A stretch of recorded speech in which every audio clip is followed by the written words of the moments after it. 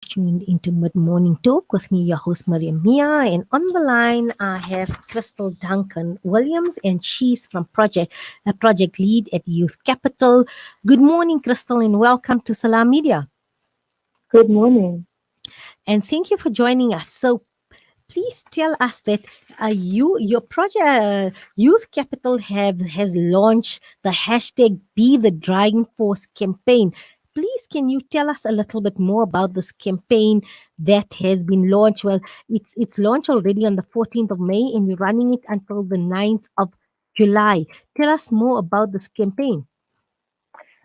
Sure, absolutely. So, we at Youth Capital are a long-term campaign where we believe that we here in South Africa, where every young person has the skills and the opportunity to get their first decent job.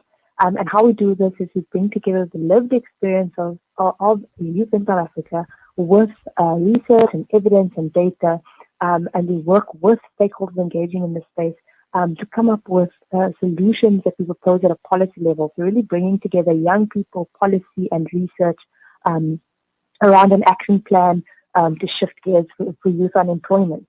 And through that work, we've really seen how young people really want to be the driving force behind these changes. And we believe that because young people haven't been at the center of any solutions before, this is why we failed to make any kind of headway with the youth unemployment crisis. And so through our work, we really saw how young people were starting to leverage digital media to amplify their voices, to be active, to mobilize others. And especially with COVID, there are few alternatives available. And so people have really had to leverage this digital media. And through seeing that, we came up with this campaign with the Daily Vox, and we're covering a range of topics, including climate change, menstruation rights, policy activism, infectious diseases, the cost of job seeking, certification challenges that young people face, talking about the basic income grant, to name but a few. And we have some wonderful speakers who will be joining us. And it's a series of Instagram lives and WhatsApp chats pre the lives. And as you said, it's running between May 14th and July 9th. And we're very excited to engage with all of these young people and make sure that, young people are at the center of these conversations. And Kristal, just in about 3 weeks' time, we're going to be commemorating Youth Day, June 16th. And this year, it's 45 years since the tragic day of June 16, 1976. Tell me, how far have we come? From then 45 years onwards, are our youth empowered, or do they still face numerous hurdles and challenges? So I think, we obviously have come a long way in terms of access to education. But the truth is that young South Africans are still facing enormous challenges.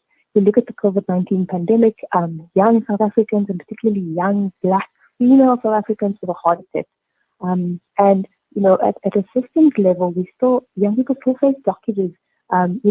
They face challenges with getting access to their certificates to prove the skills they have, whether we're talking about a matric certificate or a post-school certificate. They transition into the world of work where they have no social capital, no mentors to help guide them, no money to travel to job interviews or access applications online, or submit applications online because of the high cost of data.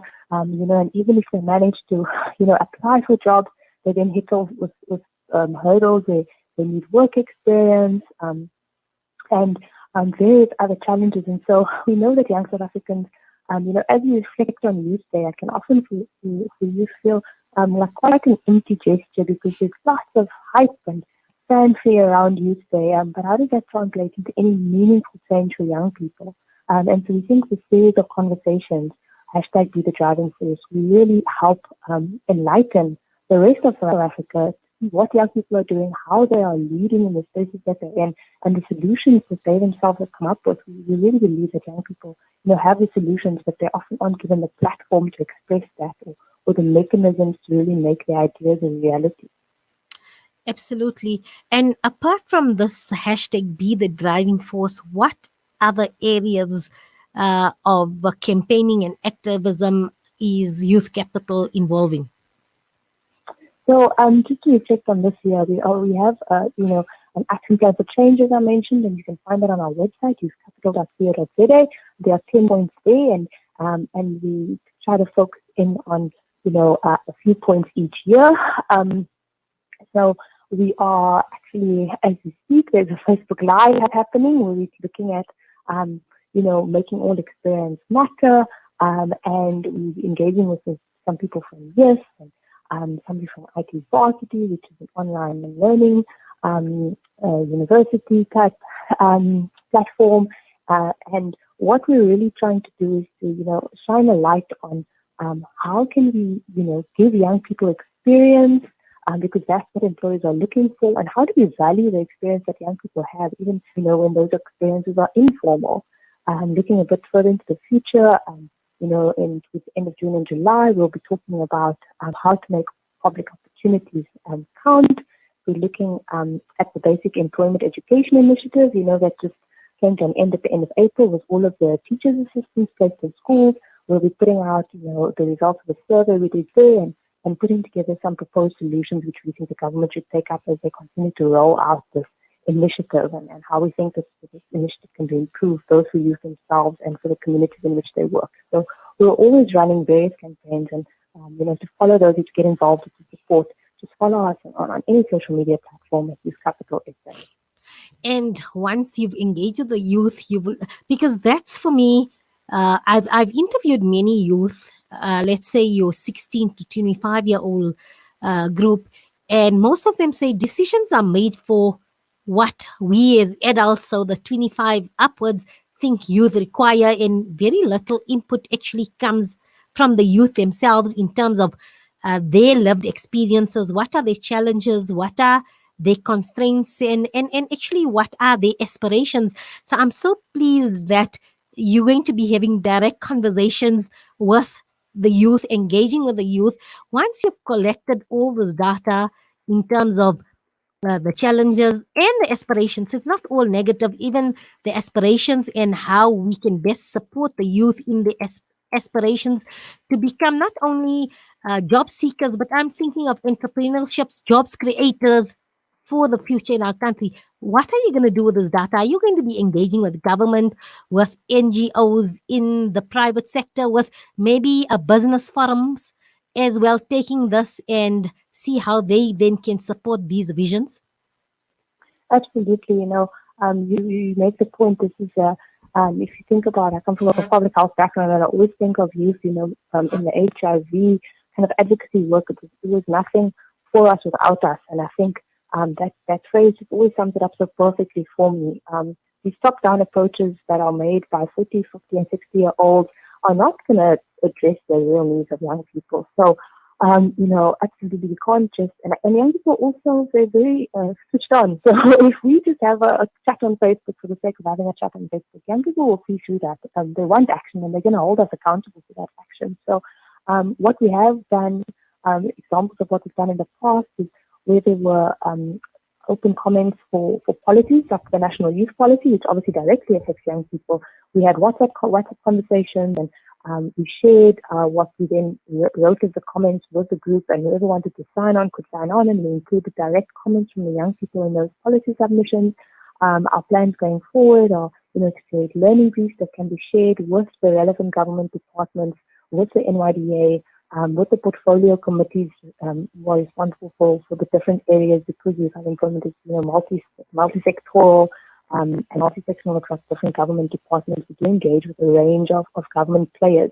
We would love to work more with the private sector, and we have started having those conversations. But if there's anybody out there who is in the business world and you want to get in touch with us to see how can we work with businesses to also make the hiring and employment and retention of youth in your workforce more sustainable. We know that people do struggle with hiring young people for a variety of reasons, and we'd love to understand the employer challenges as well, and to think how we can fix things in the system to make that whole process smoother.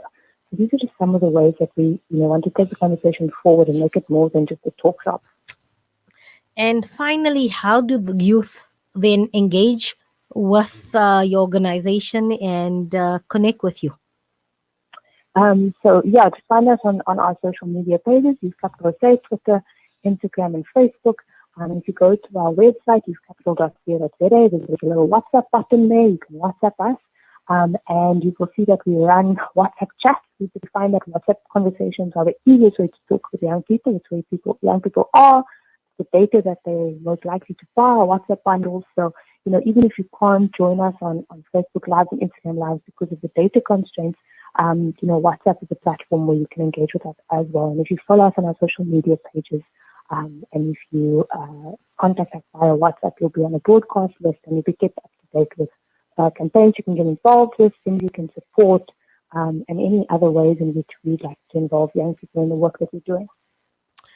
It's been an absolute pleasure speaking to you, and please, good luck for this campaign and continue the excellent work that you are doing at Youth Capital in terms of empowering the youth and also amplifying their voices and giving them an opportunity to speak out what are their challenges as well as aspirations. And let's chat to you after the campaign, and then you can give us feedback in terms of all the data collected and the way forward. Thank you so much. And this is Kristal Duncan-Williams, and she is representing Project Lead at Youth Capital.